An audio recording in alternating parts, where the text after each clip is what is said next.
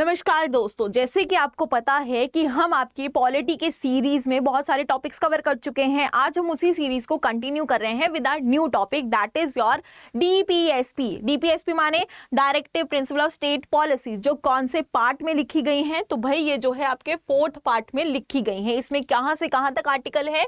तो 36 से लेके 51 तक आर्टिकल्स जो है हमें यहाँ पे देखने को मिलते हैं। अब ये है क्या? एक स्टेट है, एक स्टेट की क्या है? नीड है। उस नीड को समझ के उस पे पॉलिसी बनाने का जो प्रोसेस है वो किसके अंदर लिखा गया है? इस डीपीएसपी के अंदर जो है लिखा गया है। हर एक स्टेट की डिमांड अलग होती है, हर एक स्टेट की नीड अलग होती है। उन्हीं नीड्स को समझना, डिमांड्स को समझना और पॉलिसीज बनाना, कैसे बनाना, कौन कौन से कैरेक्टरिस्टिक्स पे बनाना, क्या क्या कैटेगरीज होंगी, वो सारी बातें इसी पर्टिकुलर चैप्टर में हमें देखने को मिलती हैं। तो चलिए शुरू करते हैं। सबसे पहले जो डीपीएसपी है वो नॉन जस्टिसिएबल है। नॉन जस्टिसिएबल माने जैसे हमारे फंडामेंटल राइट्स हैं, अगर उनका वायलेशन होता है तो हमें जो है जस्टिस दिया जाता है बाय सुप्रीम कोर्ट और हाई कोर्ट। दोनों के ही आर्टिकल्स हमारे पास हैं। बट वहीं डीपीएसपी में कहा गया है कि देखो, अगर कोई भी एज सच रूल यहाँ पे ब्रीच होता है तो डायरेक्टली सुप्रीम कोर्ट के पास नहीं जाते, because these are state policies. तो स्टेट क्या करती है? अपने लेवल पे इनको काउंटर करती है। इसके साथ साथ ये जो है कोर्ट के द्वारा हम पे एनफोर्स भी नहीं है, बिकॉज जब ये जस्टिसिएबल नहीं है तो एनफोर्स कैसे हो जाएंगे? आगे चलते हैं तो ये किसके लिए बनाए गए हैं? स्टेट के वेलफेयर के लिए बनाए गए हैं, कि जो स्टेट है वो अच्छी तरह क्या करे? फले फूले, है ना। उसके अंदर जितने भी लोग हैं उनकी कॉन्स्टेंटली क्या होती रहे? डेवलपमेंट जो है वो होती रहे। ये हमने कहाँ से बोरो किया है? तो हमने ये पर्टिकुलर कॉन्सेप्ट जो है वो आयरलैंड से बोरो किया है, यानी आयरिश कॉन्स्टिट्यूशन जो है वहां से बोरो किया है, जिसका एम सिर्फ एक ही है कि देखिए सोशल और इकोनॉमिक लेवल पे क्या होनी चाहिए? बराबरी होनी चाहिए। अब इसका मतलब क्या है? देखिए, सोशली बराबर होने का मतलब है सोसाइटी में सर उठा के जीना, जिसके लिए क्या दे? स्टेट्स जो हैं हमें एप्रोप्रिएट पॉलिसीज दे, एप्रोप्रिएट लॉज दे, और हम उन पॉलिसीज लॉज को फॉलो करके क्या कर पाए? अपनी इकोनॉमिक कंडीशन, अपनी सोशल स्टेटस जो है वो इम्प्रूव कर पाए। कुछ ऐसी अपॉर्चुनिटीज भी इन पॉलिसीज और लॉज में आती हैं जो इकोनॉमिकल कंडीशन के लिए सबसे ज्यादा बेटर कंसीडर की जाती है, जिससे क्या होता है? सोसाइटी का वेलफेयर भी होता है और एक इंडिविजुअल की जो है ग्रोथ और डेवलपमेंट भी दोनों हमें देखने को मिलती है। जब हम आगे चलते हैं तो डीपीएसपी में क्या है? 3 कैटेगरीज बना दी गई हैं। The first category is about socialist. अब इसमें किसकी बात की गई है? वही बात की हर किसी को social level and economic level पे क्या मिलना चाहिए? जस्टिस मिलना चाहिए। लोग सोशल लेवल पे जस्टिस कैसे हो सकता है कि आपके पास जो अपॉर्चुनिटीज हैं गवर्नमेंट जॉब पाने की, वो अपॉर्चुनिटीज मेरे पास भी हों, और वो है, राइट। यू नेवर नो कि जिस फॉर्म को आप फिल कर रहे हो शायद से वो फॉर्म मैंने भी फिल किया हो, right. Because we have equal opportunities, हमारे पास सेम अपॉर्चुनिटीज हैं कि अपनी social growth and economic growth कर पाएं। और इसी के अंडर जो है बहुत सारे आर्टिकल्स भी बनाए गए हैं, जैसे कि अगर हम बात करते हैं आर्टिकल 38, तो इसमें क्या है कि लोगों की जो है वेलफेयर किया जाए, कि लोगों की नीड को समझा जाए। अब कुछ लोग को वेलफेयर चाहिए बिल्कुल वही जॉब के तरीके से। अब किसी के पास जॉब है लेकिन उसको इनकम ज़्यादा चाहिए, तो पॉलिसीज यहाँ पे बनाई जाती हैं। अगर हम बात करते हैं तो लिखा भी हुआ है कि देखिए ये किसके लिए है? जो आपकी इनकम लेवल पे और स्टेटस लेवल पे इनइक्वालिटी, उसको ख़त्म करने के लिए। अब इसका मतलब ये नहीं है कि सबको फ्री में पैसे बांटे जाएंगे, नहीं। यहाँ पे आपको अपॉर्चुनिटीज दी जाएंगे। If you have that much capability, तो आप अपॉर्चुनिटी को ग्रैब करें और क्या कर ले? अपना जो ये इनइक्वालिटी है, ठीक है, इसको खत्म कर दे। एक और चीज यहाँ पे, एक और चीज भी कही गई है कि देखिए जो सेम जॉब होती है उसके लिए सेम सैलरी भी होती है। फॉर एन एग्जाम्पल, कोई इंसान आईएएस ऑफिसर है कहाँ पे? जयपुर में, और कोई इंसान आईएएस ऑफिसर है यूपी में। तो ऐसा नहीं होगा कि इनकी जो सैलरी है उसमें डिफरेंस होगा, नहीं, इन दोनों की सैलरी क्या होगी? सेम होगी। ये पॉइंट भी यहाँ पे कहा गया है कि इट डजंट मीन कि जो कुछ आपकी जॉब्स है वो स्टेट वाइज सैलरी डिफर करे। नो, सैलरी क्या रहेगी, सेम रहेगी। अगर आप कहीं पे क्लर्क है तो भाई आप दूसरे स्टेट में क्लर्क हो, ठीक है, तो भी आपकी सैलरी उतनी रहेगी, जितना उनको इंसेंटिव मिलता है उतना ही इंसेंटिव जो है आपको भी मिलेगा, सेम एज हमने जो IAS ऑफिसर के एग्जाम्पल देखे। आगे चलते हैं तो यहाँ पे आता है आर्टिकल 39 जो कहता है equal pay, livelihood, children's protection. कि देखिए हमें क्या मिलना चाहिए, वही समान वेतन जो है मिलना चाहिए, राइट। समान वेतन क्या, अगर हम सेम पोजीशन पे हैं तो भाई ऑब्वियस सी बात है हमें क्या मिलनी चाहिए, सेम पे मिलनी चाहिए। अगर मैं बात करती हूँ तो हमारी जिससे लाइफस्टाइल जो है वो भी इम्प्रूव हो जाएगी। यही नहीं, जो हमारे चिल्ड्रंस की प्रोटेक्शन है वो भी यहाँ पे कहीं ना कहीं इंक्लूड की जाती है, बच्चों की प्रोटेक्शन। अब बच्चों की प्रोटेक्शन इतना बड़ा कंसर्न क्यों है, बिकॉज हमारे पास फंडामेंटल राइट है, राइट। उसमें लिखा गया ना कि चाइल्ड लेबर प्रोहिबिटेड है, इसके साथ साथ जो आपकी ह्यूमन ट्रैफिकिंग है वो भी प्रोहिबिटेड है। तो उसी चीज को सपोर्ट करते हुए यहाँ पे इस आर्टिकल में कहा गया कि देखिए child protection is important and yes, हर एक स्टेट जो है वो अपने अकॉर्डिंग पॉलिसीज लॉज बना सकती है just to protect the child of that particular state. अगर हम आगे चलते हैं, नेक्स्ट वी हैव राइट 41। अब इसका क्या मतलब है, right to work, right to educate, right to public assistance. बिल्कुल सही, मुझे राइट टू वर्क है, मेरी मर्जी है कि मुझे काम करना है तो मैं करूंगी, ठीक है। किसी की मर्जी है उसको हायर स्टडीज करनी है, उसको PhD करनी है तो वो करेगा। किसी की मर्जी है कि भाई उसको क्या है, पब्लिक असिस्टेंस में जाना है तो वो जाएगा। और इसमें हेल्प करने के लिए स्टेट्स क्या बना सकती हैं, पॉलिसीज जो हैं वो कॉन्टिन्यूसली बना सकती हैं, ठीक है। और एक और चीज, हर एक स्टेट जो है अपने स्टेट के अकॉर्डिंग पॉलिसीज डिफरेंट कर सकती हैं, हैविंग सेम एम और हैविंग सेम मोटो। नेक्स्ट आर्टिकल 42 क्या कहता है कि देखिए यहाँ पे ह्यूमन वर्क कंडीशंस अच्छी होनी चाहिए और मैटरनिटी रिलीव्स होने चाहिए। देखिए ह्यूमन कंडीशंस अच्छी का मतलब क्या होता है कि यहाँ पे ब्रेक्स होनी चाहिए। जैसे कि अगर मैं बात करती हूँ तो जो गवर्नमेंट जॉब्स होते हैं, है ना, तो गवर्नमेंट जॉब्स में ज्यादातर क्या होता है, सैटरडे एंड संडे ऑफ होता है। वाई सो, बिकॉज यार आपने 5 दिन बहुत काम किया है, 2 दिन आप क्या कर लो, रेस्ट कर लो, ओके। उसके अलावा अगर हम बात करते हैं तो गवर्नमेंट जॉब्स के और भी पर्क्स होते हैं, वो आपकी किसी एक वेकेशन को क्या करते हैं, फंड भी करते हैं, राइट। इसके अलावा इफ यू वांट तो आप इमरजेंसी में छुट्टी भी ले सकते हैं, तो वहां पे इतनी ज्यादा प्रॉब्लम्स नहीं आती है। तो इसी चीज को मैनेज करना, हर एक स्टेट जो है अपने अकॉर्डिंग ऐसी पॉलिसीज बना सकता है जो स्टेट में लोग काम कर रहे हैं, जॉब कर रहे हैं, उनकी लाइफ थोड़ी सी ईज हो जाए। इसके साथ साथ मैटरनिटी रिलीफ, एक फीमेल जो कंसीव कर गए हैं उनको थोड़ी सी ज्यादा स्पेशल केयर चाहिए, तो उनको लीव टाइम पे मिले। और जब वो लीव नहीं ले रहे, लीव से पहले वो क्या है, हमें पता है दैट शी कंसीव्ड, तो हम क्या करें, एक ऐसा वर्क एनवायरनमेंट उनके लिए डेवलप करें ताकि उनको ज्यादा प्रॉब्लम जो है ना हो। ये सारी चीजें जो है इस आर्टिकल 42 में बताई गई हैं। ऑल्दो यहाँ पे मैटरनिटी लीव का कॉन्सेप्ट भी ऐड है, जो आपको आइडिया हो गए कि यस अगर फीमेल जो है कंसीव कर लेती हैं तो उनको जो है 6 मंथ तक की मैटरनिटी लीव जो है मिल जाती है एज पर हर डिमांड, कि उनको कैसे जो है वो लीव को यूटिलाइज करना है, कितने टाइम पे करना है, it's her choice, right, in this case. चलिए आगे चलते हैं तो यहाँ पे आर्टिकल 43 आता है, जिसका मतलब है कि देखिए यार कुछ ऐसे पॉलिसीज बनाना, कुछ ऐसे कॉन्सेप्ट्स बनाना जो क्या कर पाए, बेसिक लिविंग स्टैंडर्ड्स को मेंटेन कर पाए, ठीक है। इसके साथ साथ वो क्या कर पाए, कुछ ऐसे वेजेस भी प्रोवाइड कर पाए जिससे एटलीस्ट एक इंसान को खाना जो है वो मिल जाए। अगर मैं बात करती हूँ तो जैसे एक मनरेगा स्कीम थी, है ना, क्या करती थी वो, जो अनस्किल्ड वर्कर्स थे उनको 100 डेज का काम प्रोवाइड करवाते थे, 100 डेज तक उनको वेजेस मिलते थे, which means they are employed for 100 days, they are getting amount for 100 days, तो एटलीस्ट वो 100 डेज के लिए क्या कर पाएंगे, अपना खाना जो है अच्छी तरह खा पाएंगे। ऐसे नहीं, बहुत सारी स्टेट्स में अलग अलग स्कीम्स हैं जहाँ पे राशन भी दिया जाता है, ठीक है। और अगर हम बात करते हैं तो अदर हेल्थ फैसिलिटीज जो हैं वो भी हम इसमें ऐड कर सकते हैं।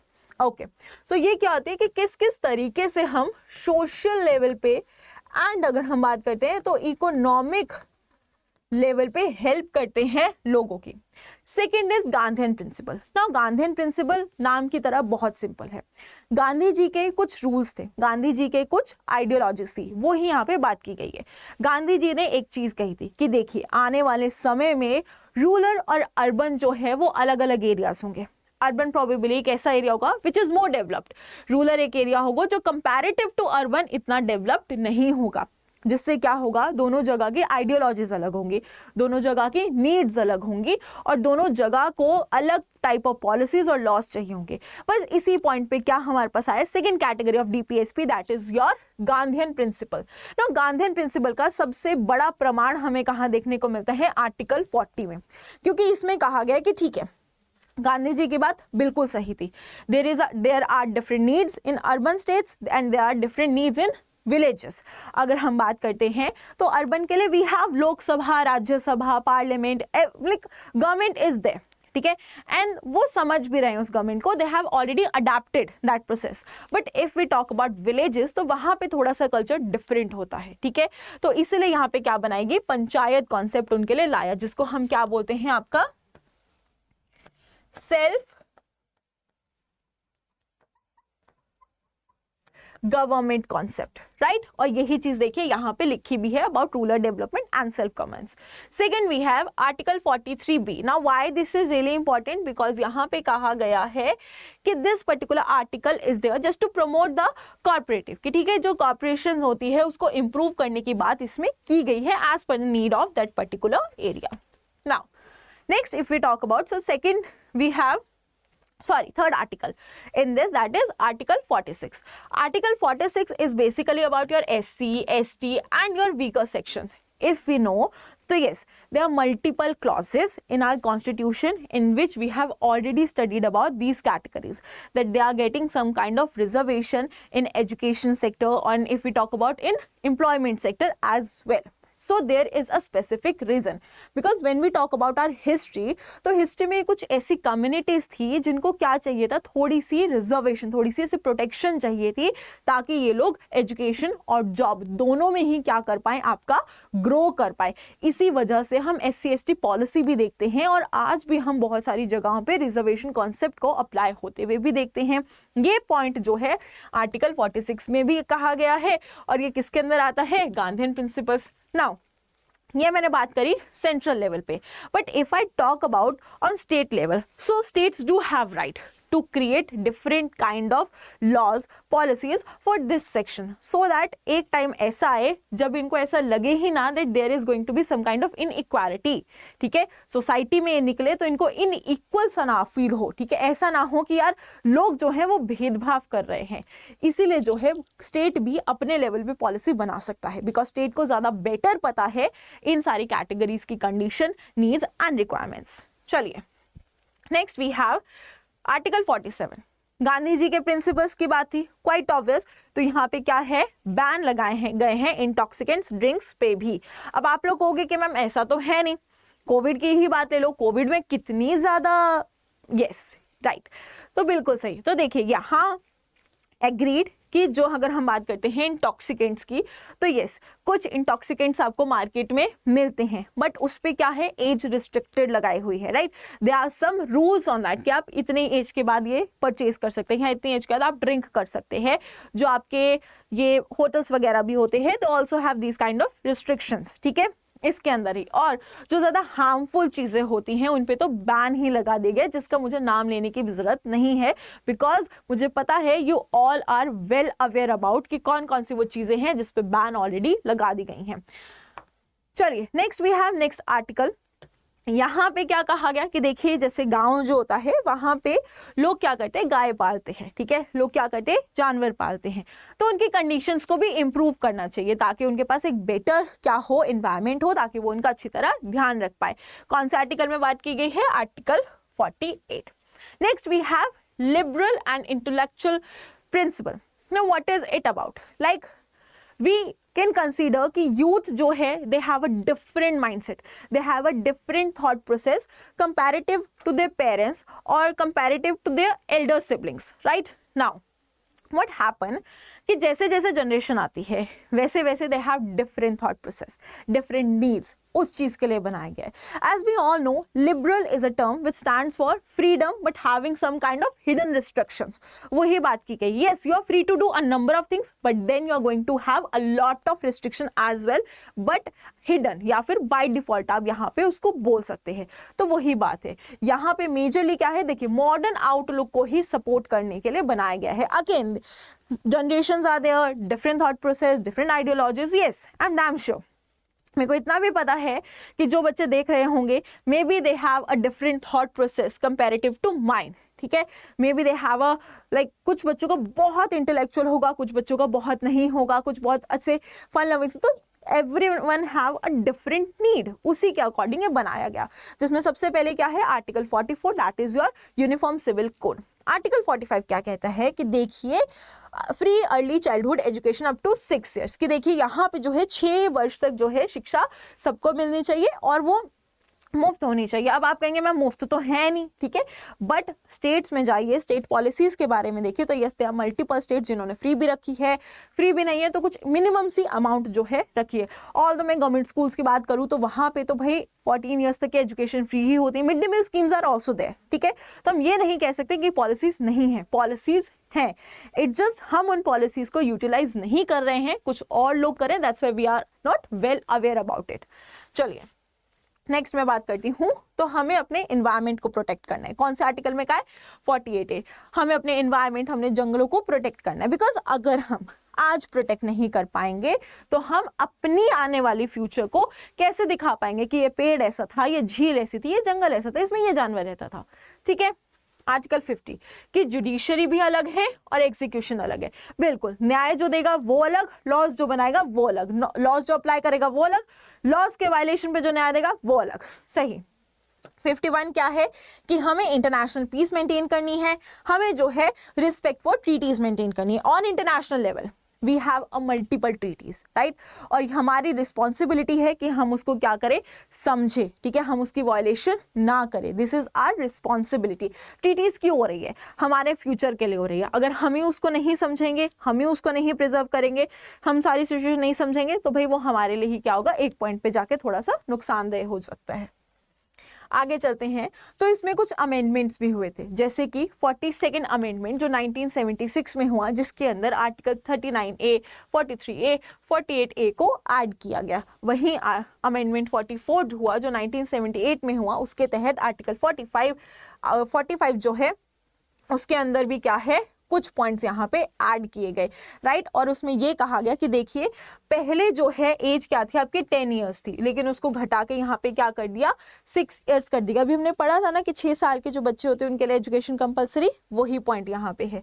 आगे चलते हैं, 86 अमेंडमेंट एक्ट हुआ, जिसमें हमें क्या देखने को मिला यहाँ पे कि राइट टू एजुकेशन जो है वो फंडामेंटल राइट में चला गया, और जो आपका आर्टिकल 45 है वो यहाँ पे क्या हो गया, रिवाइज हो गया।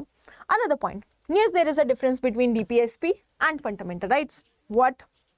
Fundamental rights are enforced, DPSP is not. Fundamental rights are justiciable, DPSP is not justiciable. Okay, fundamental rights क्या है, इंश्योर करते हैं पॉलिटिकल डेमोक्रेसी, वेयर डीपीएसपी का मेन मोटो क्या है, सोशियो इकोनॉमिक डेमोक्रेसी को मेंटेन रखना, राइट। और इसी के साथ जो है हमारे डीपीएसपी चैप्टर यहाँ पे खत्म हो जाता है। अगर आपको ये सेशन पसंद आया हो so do like, share and subscribe the channel.